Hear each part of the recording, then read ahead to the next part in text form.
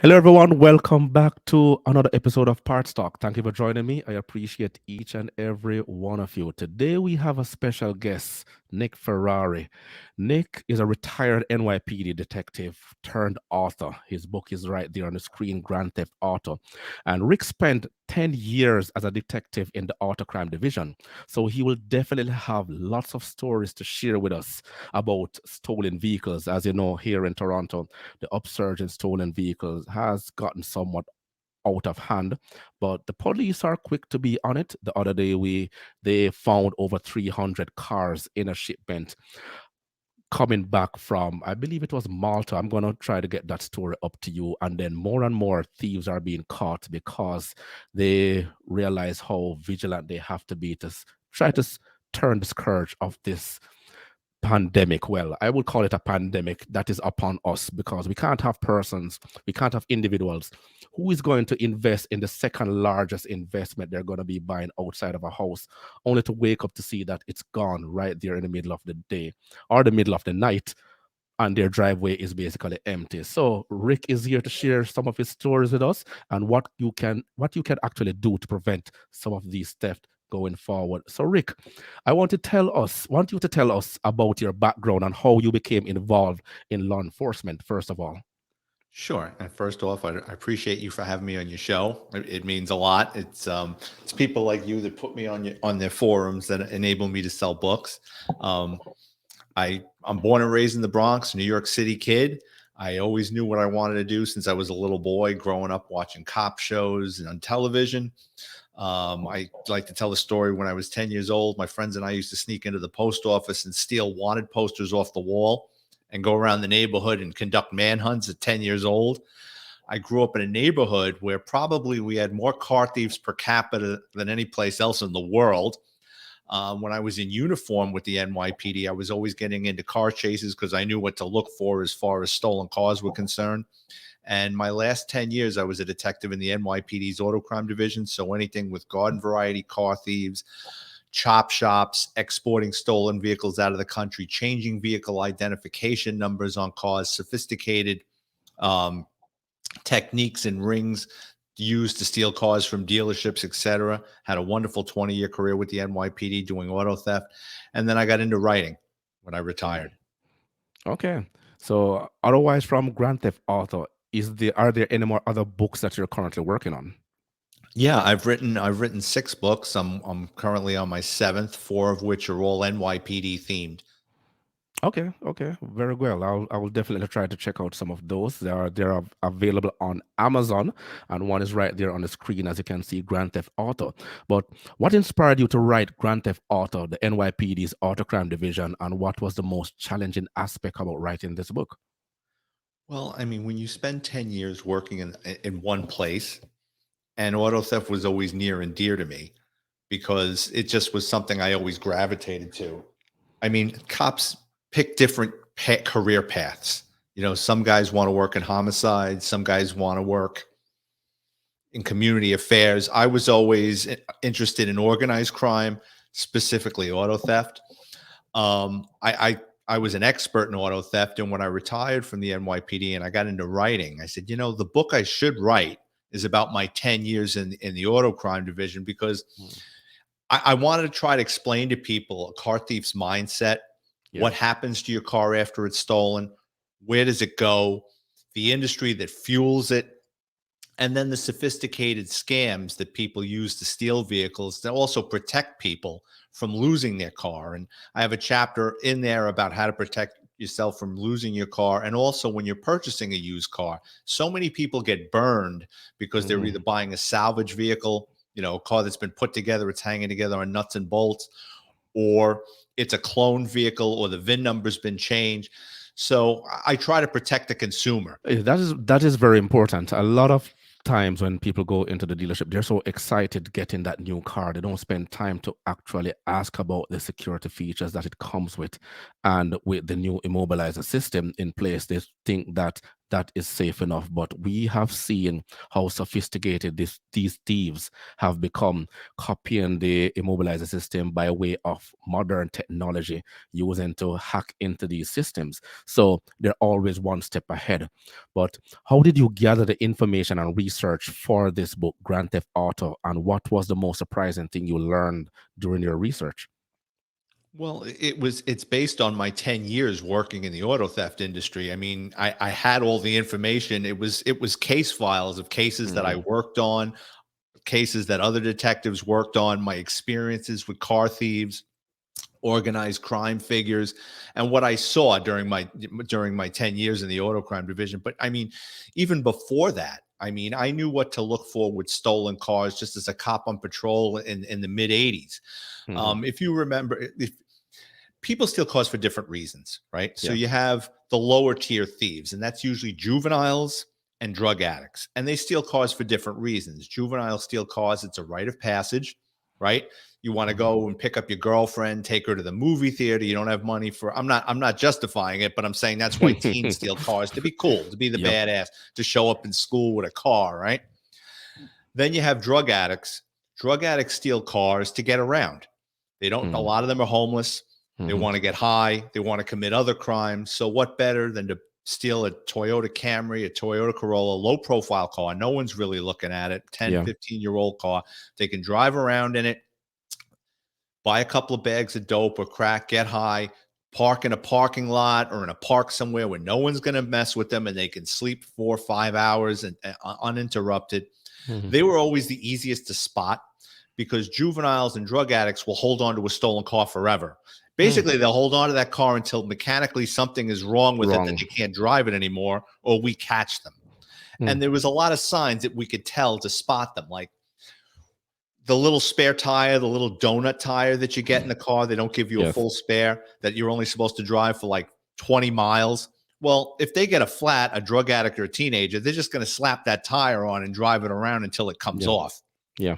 Also, you go outside, they treat a car like you and I wouldn't. So in other words, you go into a shopping center, you come out, and there's a Chinese menu and the windshield wiper and a couple of flyers for different things. What's the first thing you do? You pull that off and Hmm. you throw it in the garbage. A kid or a drug addict, it's not their car. They're going to Hmm. drive around with these things hanging off the side of the car. Yeah. And if they illegally park and someone slaps one of those stickers, you are illegally parked. The first thing you do is you get a razor and you scratch that thing off.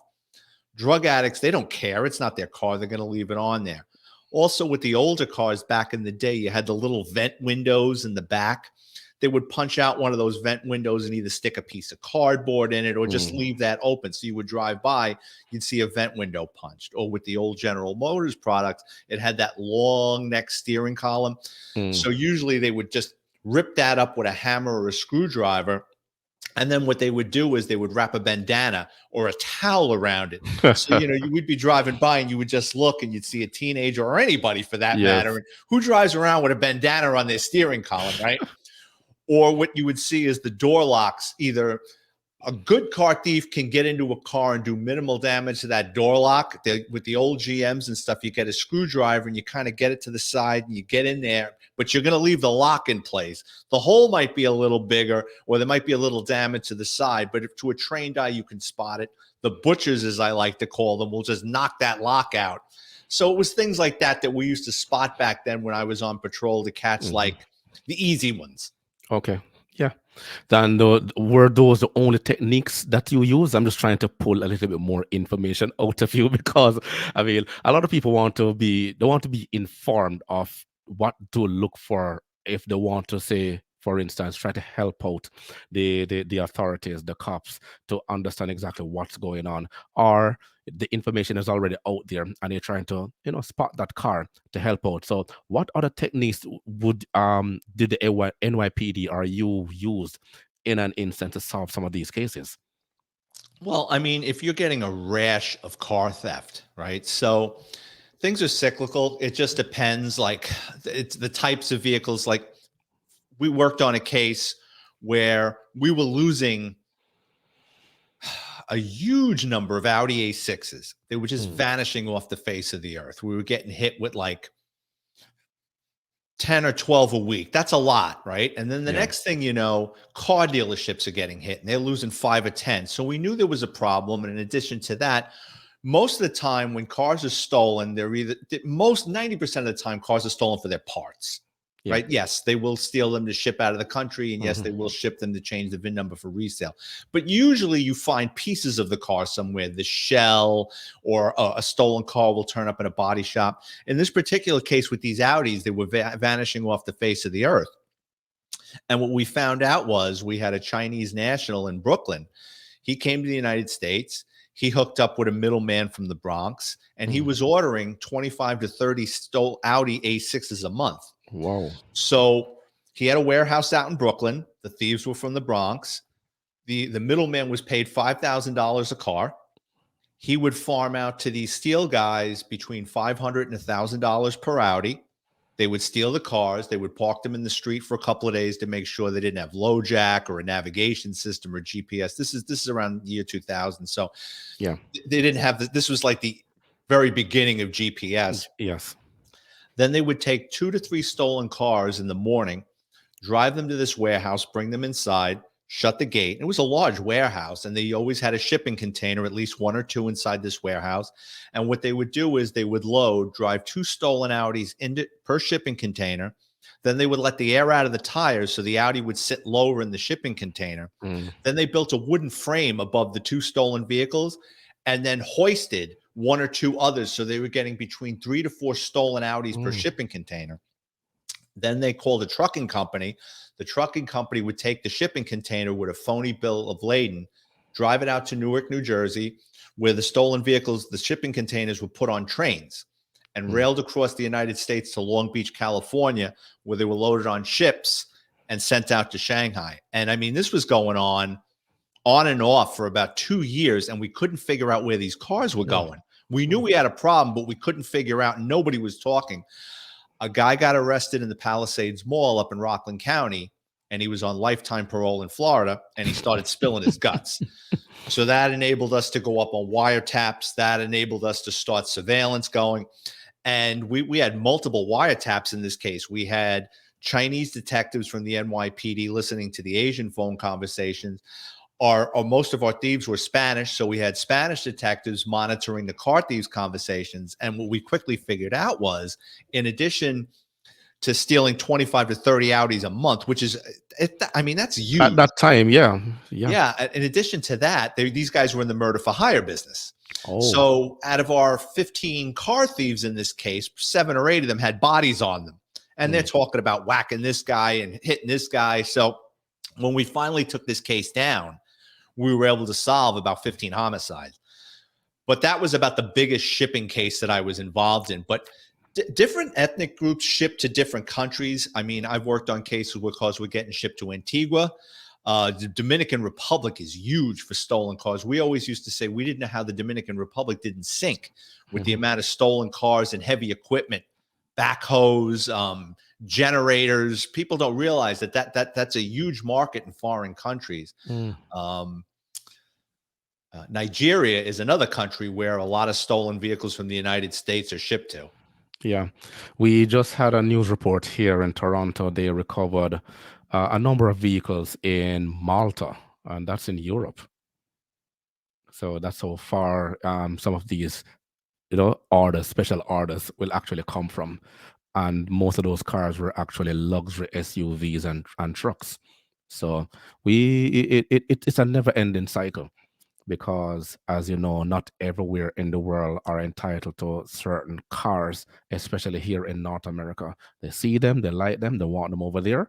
And because of certain restrictions we have, especially here in Canada, it's really challenging to get a used car shipped outside of Canada to anywhere else in the world.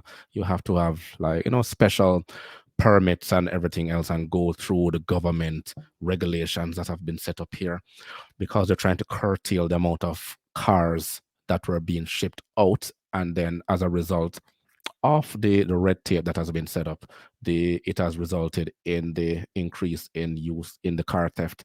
So, I mean, it is what it is. Sometimes we have to roll with it, but hopefully we try to deter people from doing these things or making these illicit orders.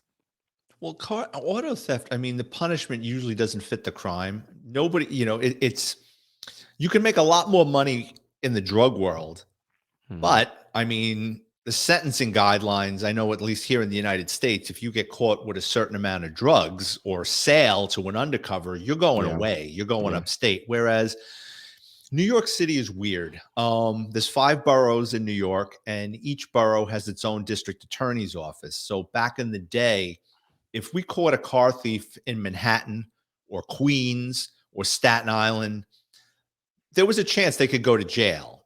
In mhm, the Bronx and Brooklyn, it was like eh, you would lock up a guy and you'd look at his rap sheet and he would yeah, have grand loss in the auto, unauthorized use of a motor vehicle, criminal mischief to a vehicle. And I mean, it was like a bar tab. They had yeah. to commit so many crimes in certain boroughs before finally they said, all right, enough.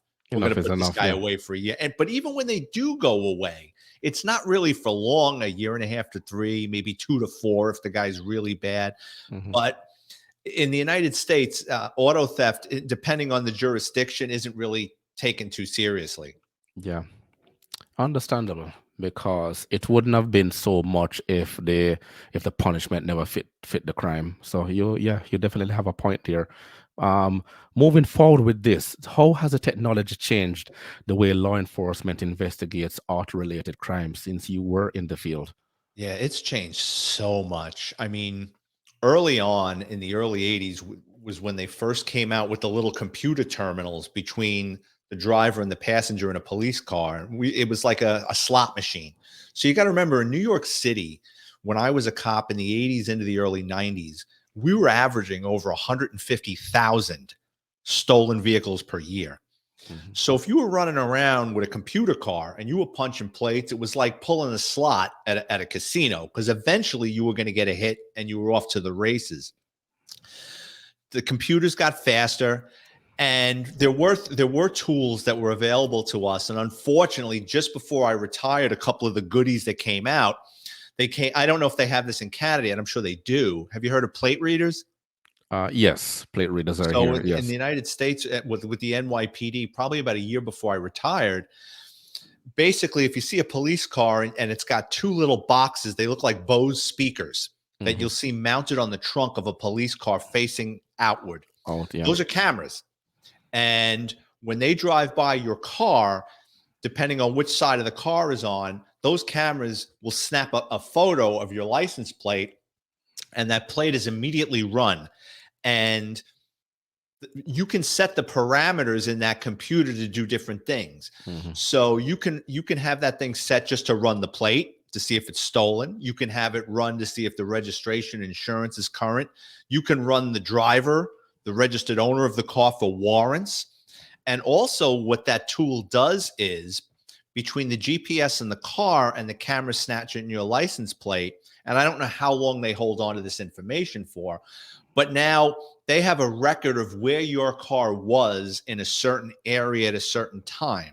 So Okay. that's how they've caught criminals committing other crimes or homicides or something, because someone's car was in the area of something and they say, no, did you leave your house? No, but they have taken a picture and recorded your license plate in a neighborhood where a crime had taken place. Yes. So that was a game changer. So if you watch on the news or something when they're looking for somebody and they say, well, they were last spotted somewhere, it's not that someone saw them; it's the vehicle was spotted because somewhere in law enforcement, a law enforcement police camera has snapped a photo of their license plate. Mm. Yeah. Interesting. Very interesting. Well, hopefully you're not giving away too much I for don't agree us. with that. Honestly, you know what? I don't agree with that technology, because now you're getting into a weird place where Hmm. people are being recorded wherever they go. Yes. I guess the older I get, the more I start to realize that, yeah, these tools were great and made our lives easier in law enforcement. But at the Hmm. same time, it's starting to turn into an Orwellian society where, maybe you just want to go and get the newspaper and not have Hmm. law enforcement know where you were to get your newspaper. You know what I Yeah. mean? Yeah. It's a slippery slope with this technology. I know, but our cell phones are already doing that Yeah, anyway. So, I you're mean, 100% right. yeah, where you can't get away from it as the technology evolve. So does the behavior and our habits and our way how we socialize. So there's no two ways about it. In the book, you mentioned the importance of community policing. Can you explain how this approach can be effective in preventing auto-related crimes? Community policing is only as good as the cops that go into community policing. Hmm. So in the early 90s, the NYPD went full into community policing. And it's one of those things in theory, it's great, but in Mhm. reality, sometimes it gets weird. And so in the NYPD, when they started community policing, it almost like all the dead wood in the department gravitated to community policing because no one really knew what they were doing. Community policing in New York, what they would do is they put cops in foot in neighborhoods that they could buddy up with the community and be the eyes and ears. Mhm. So for argument's sake, if you owned a restaurant and I would go in there a couple of times a day, hey, how you doing, blah blah blah, and you'd say, I don't want to get involved, but across the street at about 6 o'clock at night, you're going to see a bunch of teenagers outside and they're dealing drugs. Mm. Thank you. Thank you for telling me that. And then I would either file an intelligence report with narcotics, or I would go across the street on a building with binoculars and watch and try to make the arrest or give it to narcotics.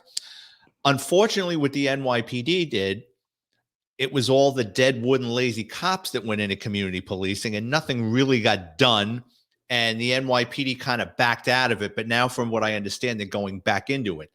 The way it should work is people sharing information with the police, where the police can make people's lives safer and easier by hearing things, or for argument's sake, I have a foot post and you work or you own a car dealership and you can explain to me there's these guys coming in here and they're checking out my cars, but I know they're not here to buy anything.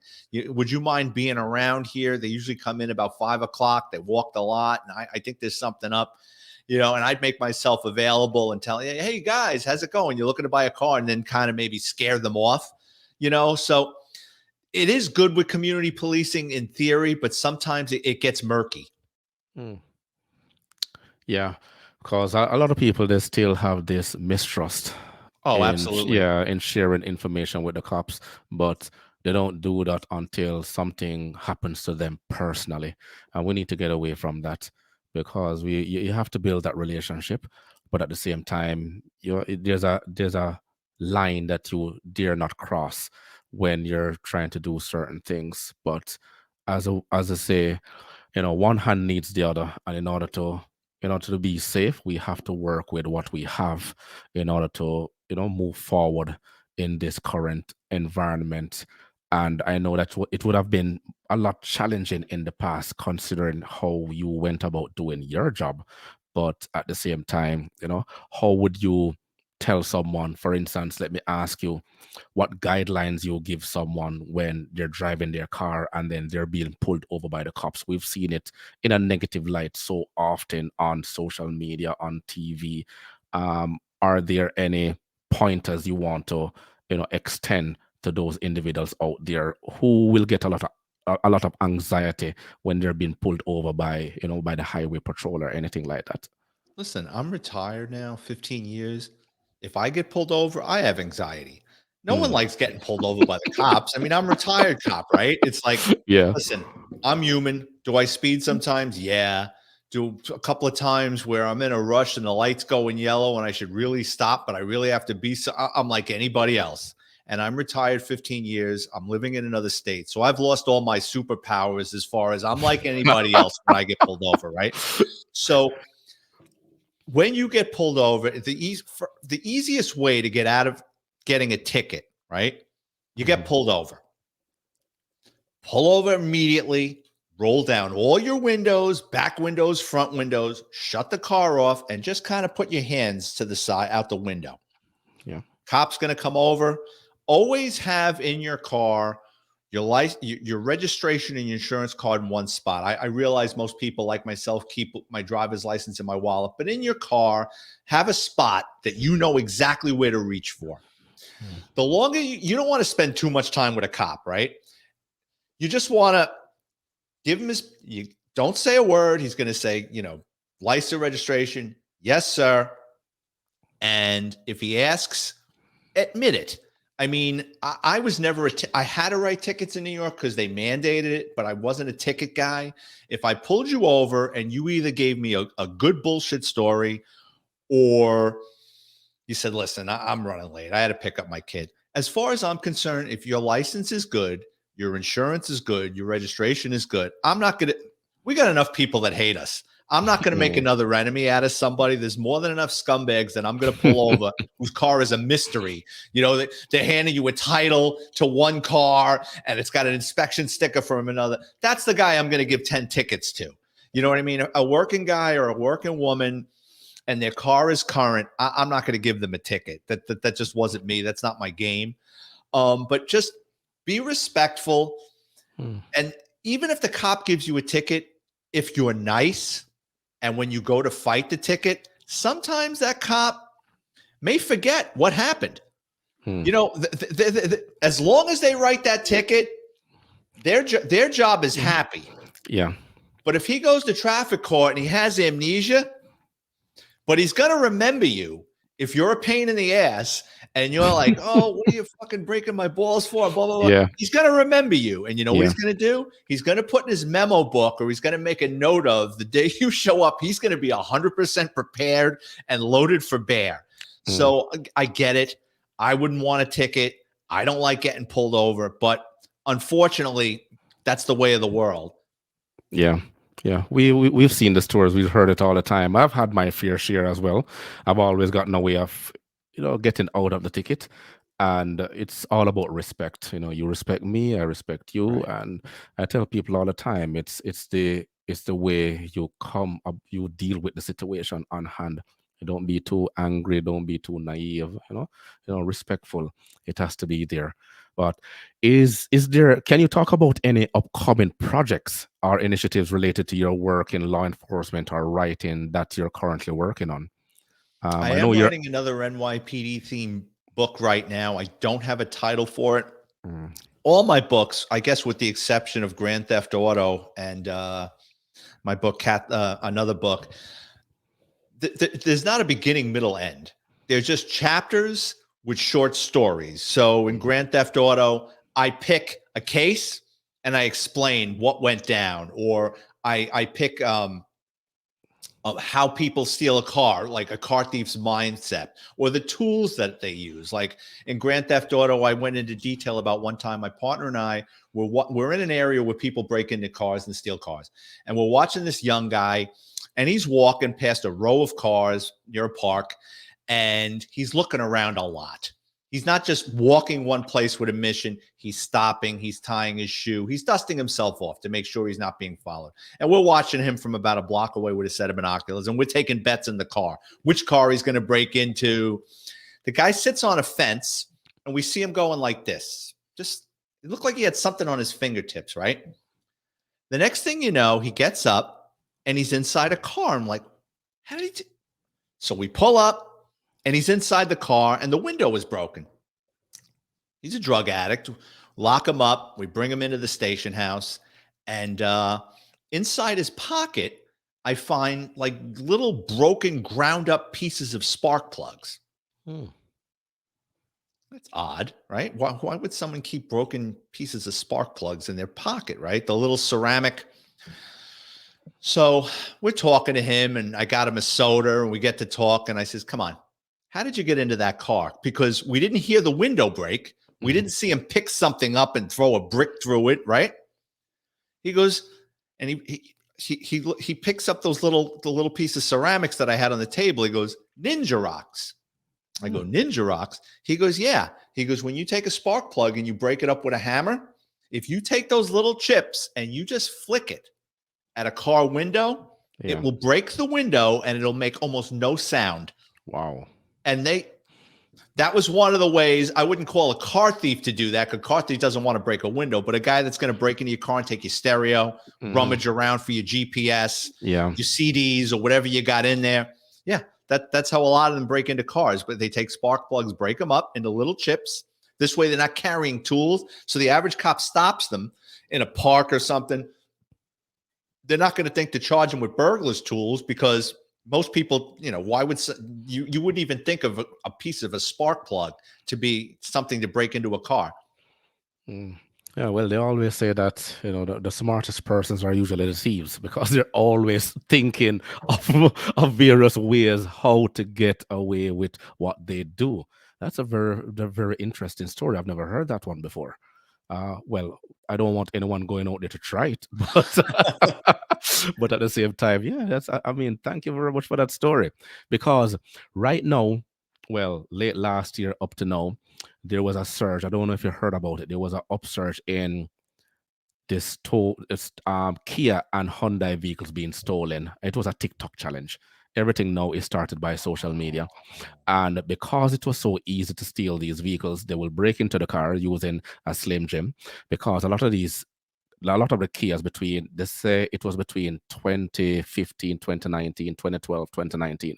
What happened is that in the automotive sector, in order to be very competitive, the manufacturers try to keep their cars low price as much as possible. Kia and Hyundai, they're guilty of that. They want to be the market leader in terms of pricing. And what they do is they leave out a lot of features. So your keyless remote, your immobilizer system. So they still have the old system with the key and barrel and the ignition switch behind that key and barrel. So once you break into the vehicle, they will break away the everything around the steering column right there, and they will take something like a USB cable to plug onto the ignition switch itself and then turn it and then steal the car. And they will actually film themselves doing it. And it got so bad that two of the largest insurance companies, both Progressive and State Auto, decided that enough is enough. They're not insuring these cars anymore because it's just too much for them to be paying out all these coverages on these vehicles. But I would say to them, screw them. Kia and Hyundai, they stepped in and said, okay, they're going to try to fix the problem. But it only goes to show that it doesn't take anything these days because I mentioned this because of how you mentioned about the spark plug story. Anything that is out there that they see, they can gravitate towards it and they try to make it viral because that is a society that we currently reside in right now. People want to do dumb shit to become viral in hoping that they become the next Logan Paul or someone famous on the internet. That's just basically what it is. So. Well, I'm out of the game now a couple of years, but what you just described is, I mean, that was going on. There's a chapter in my book, I call it the auto theft industry, because General Motors and a lot of these companies, they made those cars. I mean, it's just so easy to steal. They could have fortified. They could have fortified the steering columns. I mean, obviously, they didn't have the technology for the immobilizers, but think about it. If you're an auto manufacturer and your cars are getting stolen, people are going to the dealership and they're buying a new one because that car's getting chopped or so. There really wasn't an incentive for the manufacturers to make their vehicles more difficult to steal. And the older cars, they were just so easy to steal, like the older Toyota Camrys and Toyota Corollas. I saw them get stolen with everything from screwdrivers to a sharpened pair of scissors, like the old scissors like your grandmother would have to cut fabric. I mean, you get that thing in there, you could just break the ignition. Yeah. Yeah, you're right. In Jamaica, we call it, the canned beef. You have in Jamaica, we have the canned beef. It's here in Canada as well. But there's this small key that has a hole in it that you use to open the can. When you turn it, you keep twisting it to flick open that can. That key itself was used to steal vehicles back in those days because the ignition switch, the barrel and the key became so worn that anything you push inside there just turn and the car goes. That's basically what it is, right? But I mean, I'm really enjoying this talk, Rick. It opens a lot of information as to what took place back in the 1980s, 1990s, early 2000. You were actually there. You've seen the evolution of the auto industry itself right before your eyes in terms of the technology, what we dealt with back in the days to what we're having now. So, what advice would you give to someone who is interested in pursuing a career in law enforcement, particularly in the auto crime investigations? Well, anybody that's going to go into work in law enforcement, my advice, and I always say this is for your first 2 years, and that would include your 6 months in the police academy, maybe your 6 months of field training, and then another year, keep your eyes open and your mouth shut. Listen, listen, listen, because the street talks and your coworkers talk and you're new, right? It's like the new kid in school when you're dropped off in a precinct or a police station. Nobody likes a know-it-all. Nobody likes somebody with a big mouth. Just listen to the veterans and you're going to figure out who's the guy or girl to listen to. Who can I get? Learn as much as I can from this person. Stay away from this guy. This guy's a pain in the ass. This guy just wants to go home at 3 o'clock every day. So many people in law enforcement, I mean, like you said, and it's generational now. I see like these cops on TikTok or Yes, YouTube videos yes, doing these yes. stupid things. And I'm like, how do Yeah. you, how do you expect the public to take you seriously if you're Yeah. jumping around like a jackass? You know what I mean? Like if in my day, if somebody was doing that, I mean, they would get pulled aside and said, hey, knock that shit off. You're making a fool out of yourself. Mhm. Yeah, you're absolutely right. I see a number of cops doing TikTok videos just venting, and I'm saying it looks in my own personal opinion, it may look unprofessional, but I mean anything. Not to be judgmental, but anything is possible these days, and you have to be careful in terms of how you present yourself to the public, especially when you're wearing a uniform. Yeah, you want to be taken seriously, and if you're jumping around like a clown, people are going to consider you a clown. Yeah, definitely. I agree with you. I agree with you 100% on that. So, Rick, is there anything you want to add to inform the audience and let them know exactly how to get your book, where to reach you, how can they get more stories of your based on your experience as an NYPD police officer, detective, and what other pointers you could actually give someone in terms of not getting their car stolen? Sure. So if you have, listen, say you got a used car and it doesn't have an immobilizer, the best way to protect yourself from getting your car stolen is layered protection. So yes, it's defeatable, but that club, the anti-theft device Mm, that you put across, yes. Can they cut can they cut your steering wheel and just move it and pull it off? Yes. But the only overhead a car thief has is getting caught. So the longer time he's got to spend in your car to steal it, the mhm, longer he's either A, going to get beat up by the owner or someone's going to catch him and kick his ass, or B, the police are going to arrest him. So if they get into your car and that club is there, unless he really wants it and he brought a hacksaw blade with him or some type of cutting tool, mhm, he's going to move on to the next car. But the best thing for a used car, an older car, go to one of these places that tint windows or put gadgets in cars and get a hidden kill switch. It's an mm, oldie but a goodie. It's a little toggle switch. They'll either wire it to your battery or your starter. Or a button or a switch. You can hide it under the dashboard or the seat, and it blocks the circuit. So when you go to start the car, you push that button and hit the switch, and then you can start your car. Now, car thief breaks into your car. He goes to start it. It's not starting. He's either going to figure A, the battery's dead, or B, you got a kill switch, but he's not going to take the time to fish around your car for, like you just said, a 2015 Kia. He's going, all right, I'm out. He's going to get right out of that car and move on. As far as my books, go to Amazon, type in my name, Vic Ferrari, like the car, and all my books will come up. They're $10 paperback, $2.99 ebook download. And if you want to get a hold of me, I'm on Twitter and Instagram at Vic Ferrari 50. Ah, excellent. Thank you very much, Rick. And I really appreciate you taking your time out of your vacation, a permanent vacation, to share your knowledge and your expertise with my audience.